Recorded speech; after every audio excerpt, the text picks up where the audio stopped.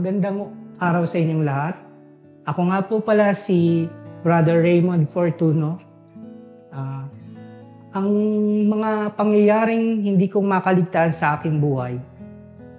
Minsan, nung nagkasakit ako ng hepatitis, talagang nanlumo ako noon dahil kailangan ihiwalay ka sa pamilya mo, nakakulong ka lang sa kwarto, hindi ka pwedeng lumabas ng bahay, bawal ang mapagod, at talagang ilang linggo at lampas ng buwan bago ka, ang sabi ng doktor sa akin noon, matatagalan bago makarecover. Kaya naman, lungkot na lungkot ako doon sa bahay at nahinto ako noon sa aking pag-aaral. Grade 6 ako noon. Kaya naman, sabi ng, mag-e-exam pa noon. Mag-e-exam pa kami noon.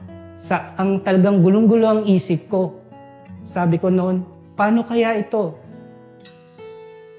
Paano ko kaya mahabol yung school namin?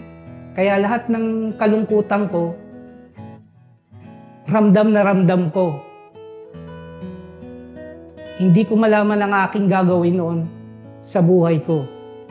Kaya, gabi-gabi, lagi na lang akong naiiyak.